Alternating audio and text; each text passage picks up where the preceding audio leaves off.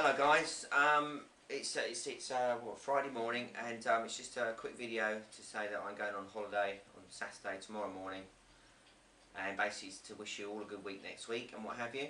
Got a long journey tomorrow. The sat nav said it would take about 5 hours, but I've suggested with all the traffic it's probably going to be more like 7.5 during the day. But I'm quite looking forward to the drive. I actually like driving, so it's not a huge problem for me. But it's a huge problem for the kids. They will be bitching in the back of the seat like something chronic. Are we there yet? And all the cliches and all the classics will come out. And when it was in my day, we used to play I Spy. Now they've got games consoles. They still get bored after 2 hours. And to sit in the back of a car, listening to music and playing games seems like absolute bliss to me. But kids today, eh? What can we say? So yeah, looking forward to a holiday. I need a holiday. You know, it's been a long old year actually. I don't think anything drastic's happened, but I'm definitely changing my outlook on stuff and what have you. And I honestly think a few of you have obviously picked up on that in the last couple of months. There's lots of factors.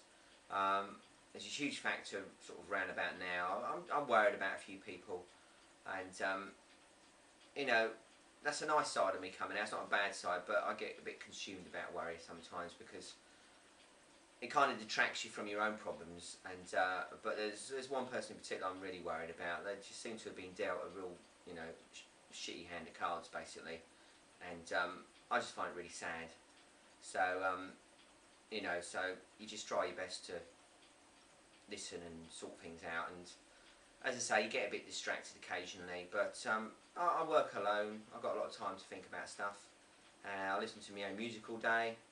And if you actually sit back and think about it, life's actually not too bad. So, you know, I'm my own boss, and with all the pros and cons, I'd heartily recommend being your own boss. You spend your whole life saying, oh, I could take the day off, I could go home early. You never do, but it still frees up the space in your brain to say, well, I could if I wanted to. And then when you need to see a doctor, or you need to go to the dentist, or you need to do something, or you need to go get your hair cut, you can just go and do it. You don't have to ask anybody to go and do it. You don't have to book it in. You just have to work around it. And yeah, it is actually worth its weight in gold. So yeah, so I hope you all have a good week next week. Sorry to ramble, but I haven't been rambling much, so I need to catch up on some rambling. Maybe I'll do some rambling next week. I'll be doing lots of walking and the likes.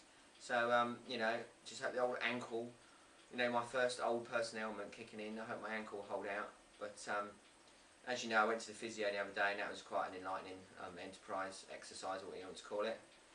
I did my calls yesterday, and I phoned somebody, and I was in this real dodgy area, and I really thought I was going to get lynched at one point. They were like hanging out the window, and they had the stereos blaring. It's one of these places where it sounds horrible. Not, you know, I'm not saying this in the way it is, but a lot of immigrants live. There used to be guest houses and what have you, and they were looking at me talking on my phone, and I don't know whether they wanted my phone or just wanted to beat me up, but I kept on walking.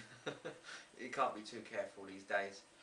So yeah, so that's that. And as I say, last night I was out just on my push bike doing a bit, clearing my head and what have you, and there was this girl mortified on the side of the street. She must have been about 14. Her mates had basically dumped her, and she was lost. I mean, it was really sweet. I mean, you know, she must have been 14. I'm only guessing, but no mobile phone, in tears, not streetwise. It was just quite rare, and it was, you know, it was quite unusual to see a girl who was still a girl.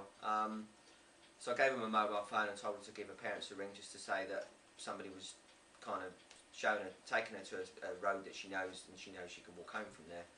And so at least they'd have a phone number if they were worried and what have you, because obviously I don't withhold my number.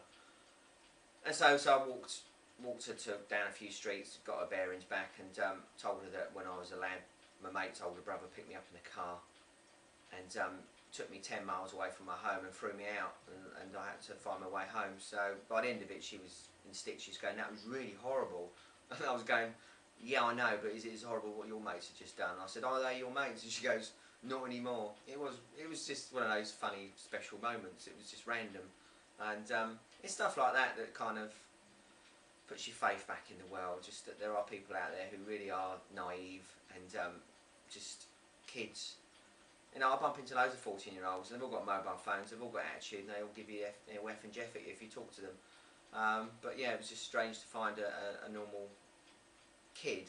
Like when I was that age, I mean, we weren't. I mean, I know girls probably grow up more than boys, but When I was 14, 15, I was like 12, well, 11 even, of kids of this age. I mean, I was so childish. Well, I'm still childish now, as you probably gathered. But I do hold down a responsible job. Right then, on that note, anyone out there who's got any problems or what have you, just, you know, just be happy and work your way through them. And I'll speak to you soon when I get back. And I will miss some of you, you know I will. And you take care. You have a good week next week. Bye-bye.